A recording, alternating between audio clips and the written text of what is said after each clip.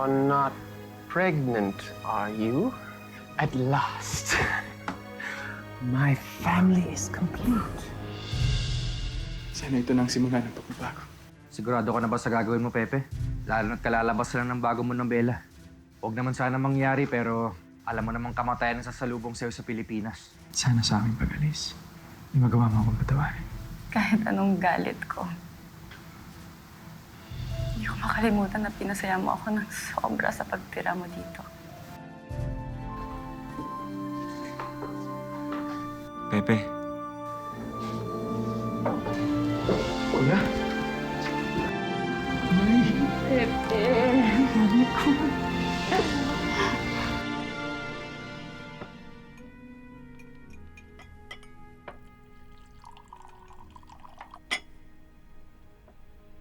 Teka, Inay. Na paano to? Sino may gawa niyan?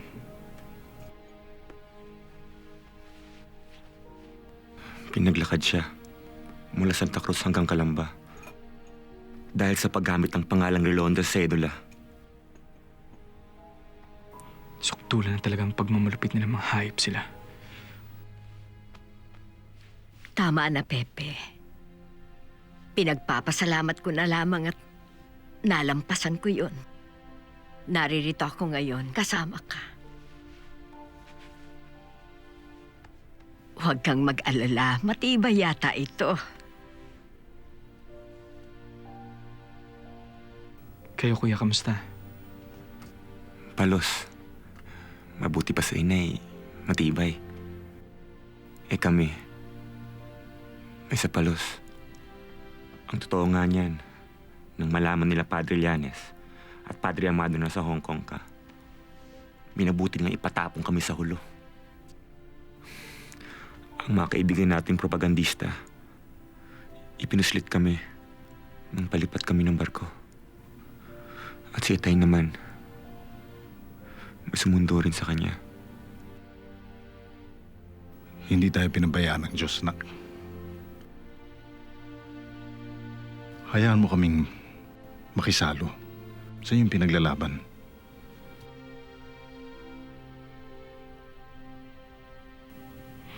Salamat, Tay. At hindi lang kami nakikisalo sa'yo. Kahit na pinagbabawal, marami pa rin nakapuslit ng El Filibusterismo. Bali-balita, maraming napukaw sa nobela mo.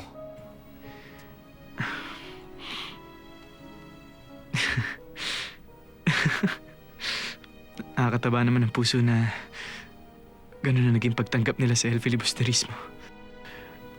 Sulit ang lahat ng pagod ko't sakripisyo para lang malimbag yan. At bawing-bawi din ang lahat ng taong ako'y mag-isa't nangungulila. Dahil nandito na kayo.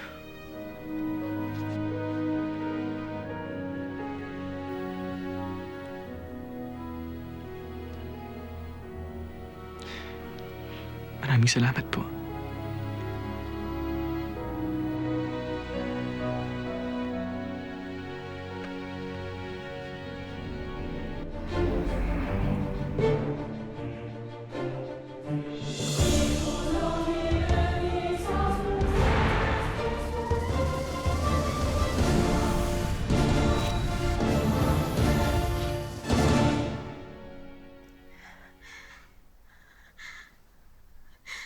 Nay, natatakot ako. Baka di ko kaya nito. Pwes, kayanin mo. Kailangan mo maging matatag. Hindi para sa'yo, o kung kanino man, kundi para sa magiging anak mo. Isipin mo na lang na ngayon, may mas mamahalin ka na kaysa sa kanya.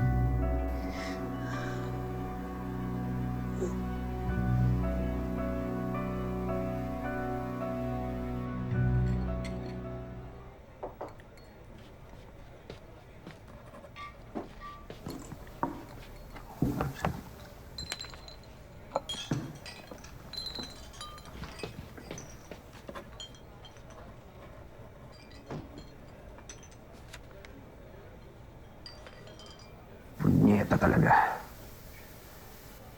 Pinagbawal na ang LPB. marami pa rin nakabasa at nakakuha ng pagpupuri. Pwes, kung sa tingin ni Pepe, na siya lang ang kayang gumawa ng kontrobersya, ibahin niya ako.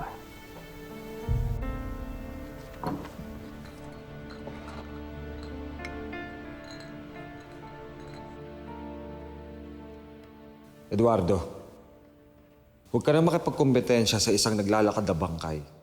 Maging tanyag man siya, sira na ang buhay niya. Hindi na siya makakatapak sa lupang sinilangan. At maging ang pamilya niyang walang kwenta, hindi na rin makakabalik. Mga Monteverde na nag-ahari sa lupain nila.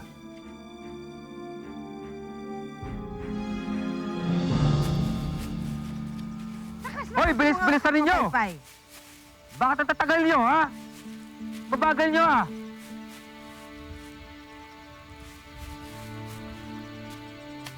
Ikaw, hoy! Huwag ka babagal, ha? Bilisan mo!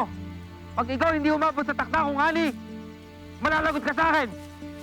Bilis! Hoy, kayo! Patagal nyo, ha?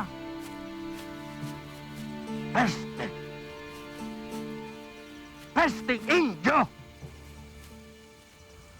Padre, kaya aga-agay nangungunsumi kayo. Paano hindi ka mabubwisit? May panibagong nobela na naman ang pilibusterong Indio na yun. Talagang walang kadala-dala ang Indyong yun, ano?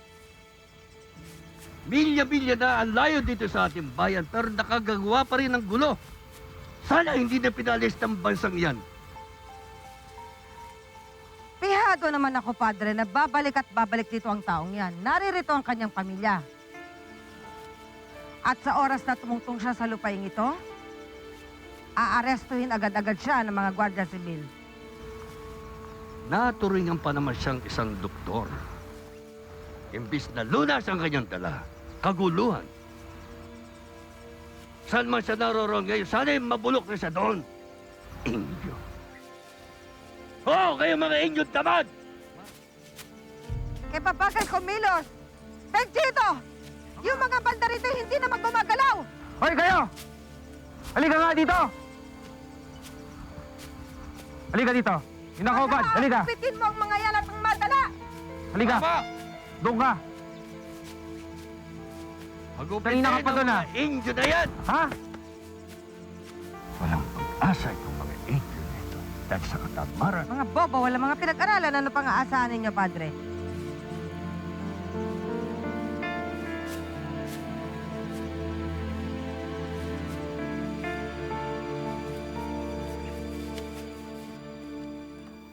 How is she, Doctor?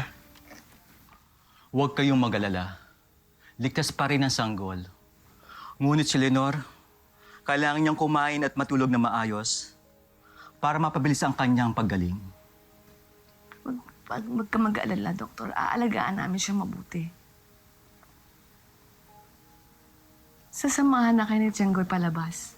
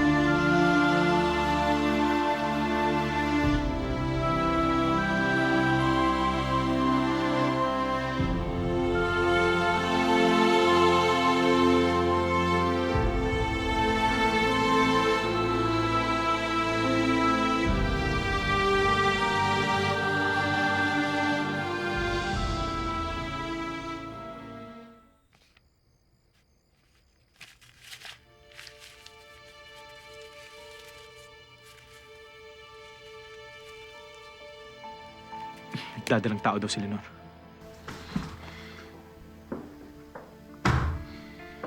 Hindi ko pa nga siya nakakalimutan.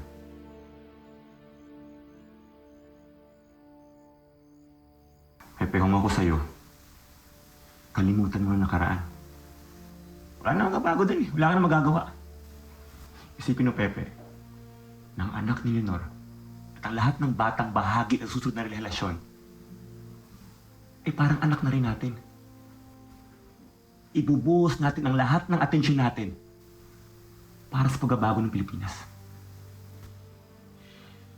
Ang kalayaan ng ating bayan, ang kalayaan ng Pilipinas, yun lang ipamamana natin sa kanila. At kailangan mo rin malaman, Pepe, na marami nang nabubuong kilusan sa iba't ibang panig na kapuluan. Mga revolusyonaryo nang handa lumaban para sa kalayaan.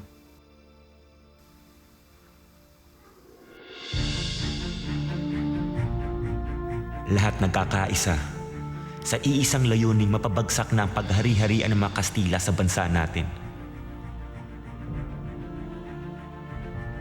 Hindi para sa wala ang mga sinulat mo, Pepe. Kung alam mo lang, kung gaano kalaking impluwensyang nagawa mo sa mga sinusulat mo para mapuko ang damdamin nila para lumaban. Pero mali, Kuya. Hindi pa kikipaglaban ang hangarin ko. At ayoko naman masaktan pa alang-alang sa pagbabago. Wala na rin magagawa ang mga sinasabi mo. Naririto ka. Wala doon. Hindi mo rin masisisi ang mga tao. Kung galit at karahasan ang sasagot nila. Matapos ang ilang taong paghihirap at pagtitiis.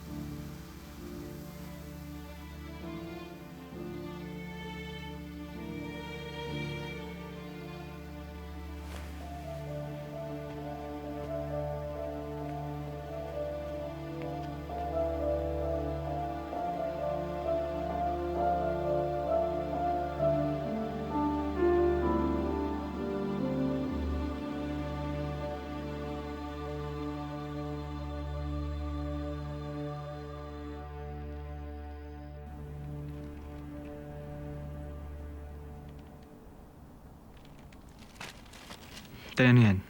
Maaari ko ba mabasa? Kuya. La Solidaridad pala ito.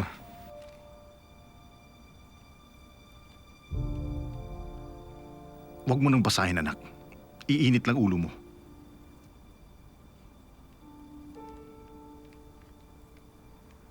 Isang mapangaraping revolusyonaryo na kulang sa aksyon. Duwag, makasarili at oportunista. Makabayan sa salita lamang at 10 sentimong tagapagligtas.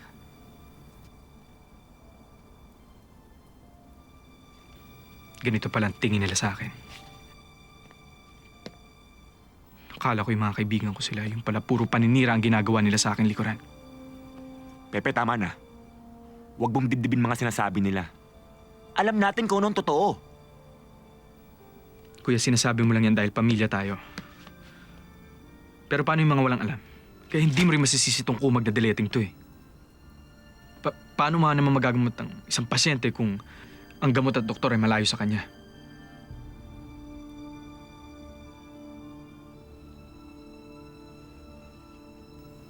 Kailangan ko umuwi ng Pilipinas. Kailangan ko mapatunayan sa kanila na hindi lamang ako puro salita at kulang sa gawa. Anak, nilalagay mo sarili mo sa panganib kapag bumalik ka sa Pilipinas. Papatayin ka lang nila. Lahat naman tayo mamamatay, Tay. Tsaka, huwag kayong mag-alala. Napag-aralan ko na yung bagong gobernador general na pumalit. Wala na si Wheeler. At mas liberal mag-isip si Despojal.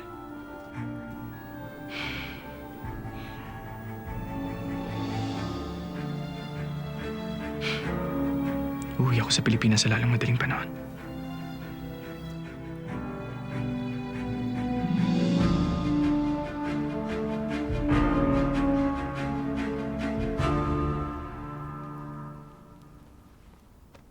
Magbago ka na ng isip mo, anak. Bago pa pumalaot ang barko pabalik ng Pilipinas. Dumito ka muna sa Hong Kong.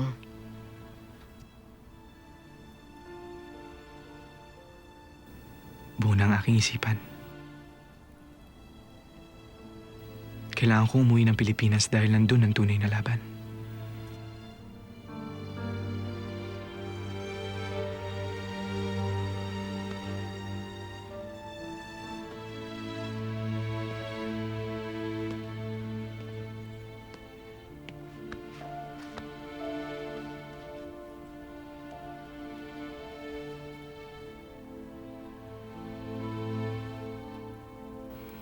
At sa oras na tumungtong ako sa ating bansa, hindi na ako muli pang aalis. Hanggat hindi ko nakakamit ang tunay na pagbabago.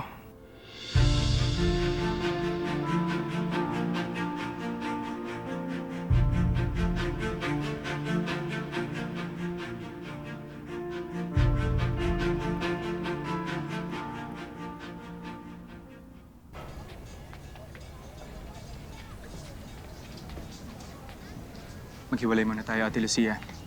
Sisisang na muna ang bahala sa'yo hanggat hindi tayo nakakasigurong ligtas ka. Oo, Pepe. Mag-iingat ka.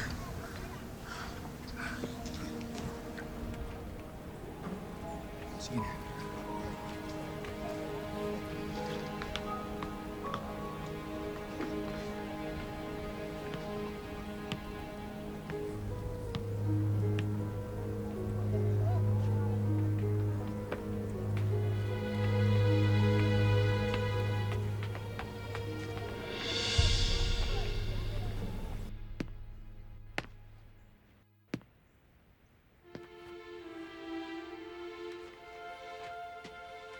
Nay, may tao po. Nay. Ito na ba ang pamangkin ko? Yung susang sa bebe mo. Halika, salubungin mo siya. Kapatid ko.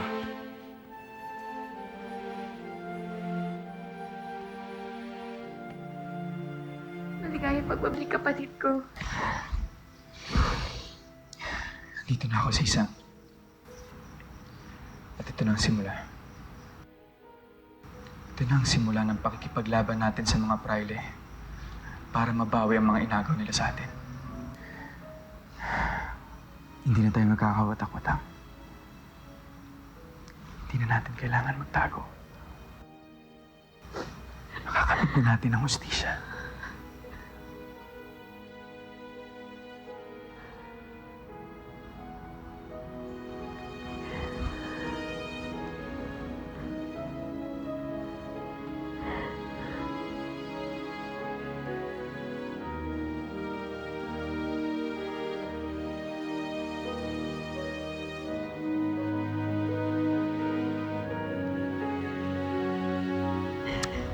Pakalaki mo na.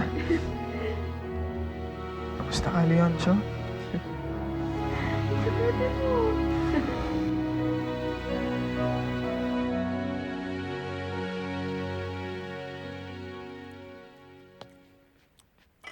At narito na naman pala ang Mercado Rizal sa Pilipinas.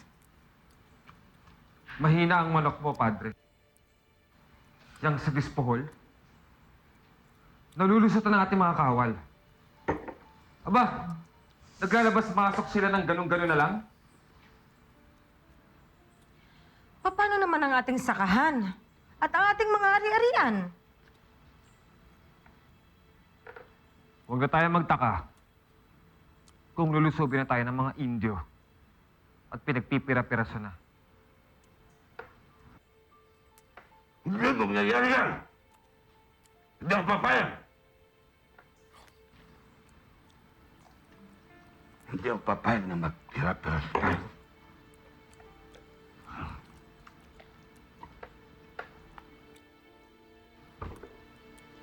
Tagal nila sa bato, hindi ako papayag.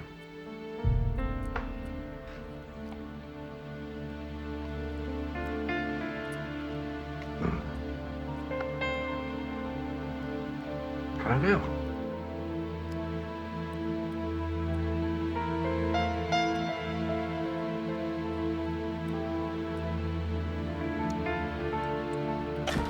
Despot!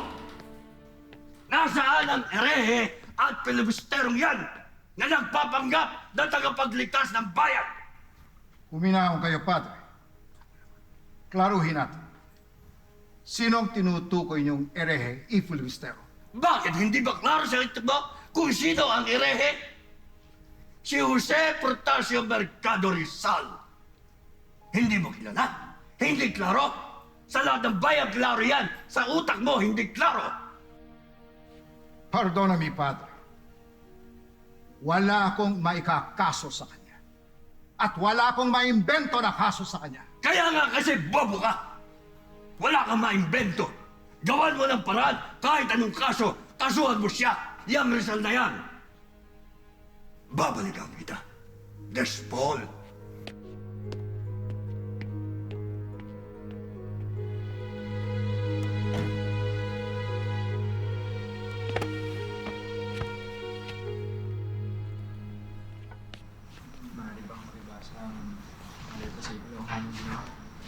Yo, Pepe, paglaki ko, gusto ko matulad sa'yo. Gusto ko maging matapang at manggamot. Dapat lahat yung mga pangarap mong yan, Leoncio. Basta mag-aaral ka mabuti, ha? Opo, Tio, Pepe. Handa ka na ba sa pagluwas mo sa Maynila, Pepe? Oo. Kakausapin ko agad ang Gobernador General. Dudulog ko sa kanyang illegal na pangalipos na niya sa ating pamilya at sa iba pang pamilya dito sa Calamba.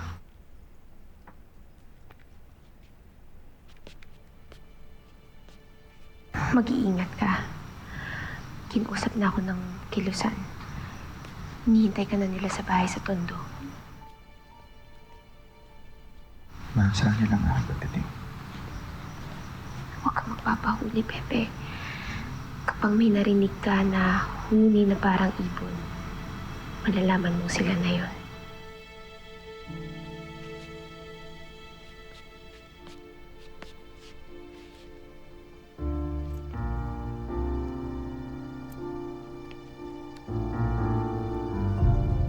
Susunod. Susunod po?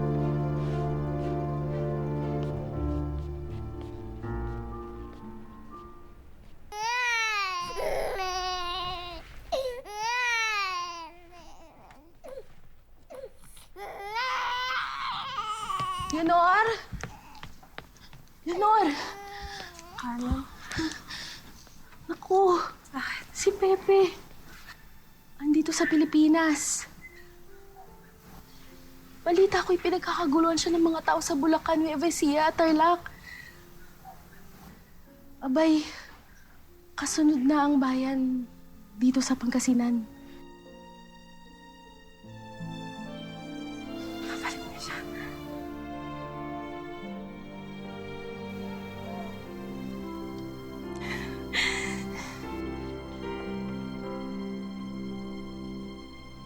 Dali lang, Leonor. Anong ginagawa mo? Abay, puntahan ko siya. Sandali. Kailangan ko siya makita. Hindi, Leonor. Sandali. Kailangan ko makita si Pepe. Hindi pwede, Leonor. Sa kalagayan mo yan. Hindi maaari, Leonor. Leonor?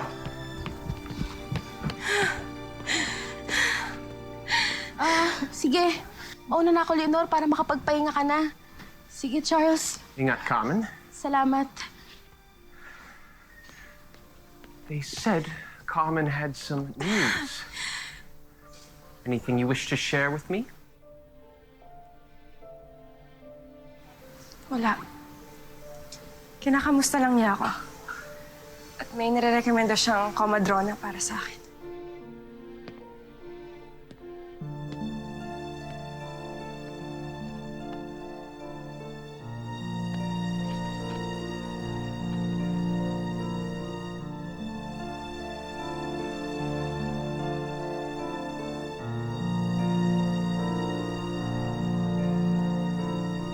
Ito ang mga polyetos na nakuha sa mga rebelde. Kailangan na ito ay maipalabas natin na dala ni Pepe. Ano ba ang pangalan ng hotel na tinutuloy ni Pepe? Hotel de Oriente. Benchito. gawan mo ng paraan na ikaw ay makapasok sa kanyang kwarto. Sa kwarto ni Pepe. At tiyakin mo na mga ampulyetas na ito ay malagay sa loob ng maleta ni Pepe.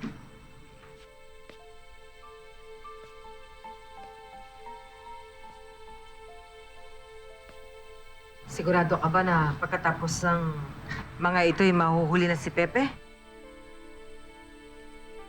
Hindi lamang mahuhuli. Makukulong pa. Yan. Tiyak yan. Pes?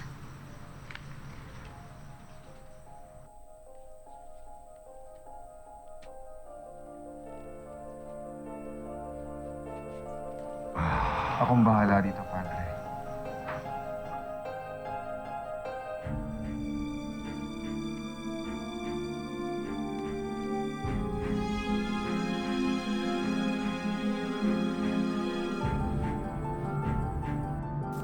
Nailipat na ang larangan ng labanan mula Madrid tungong Pilipinas. Kaya panahon na para magkaisang bayan.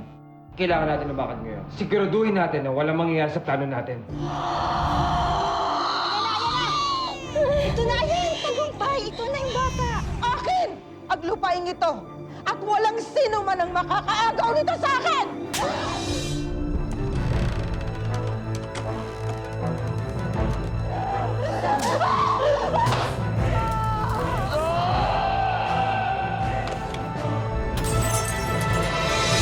Rizal, Andres Bonifacio.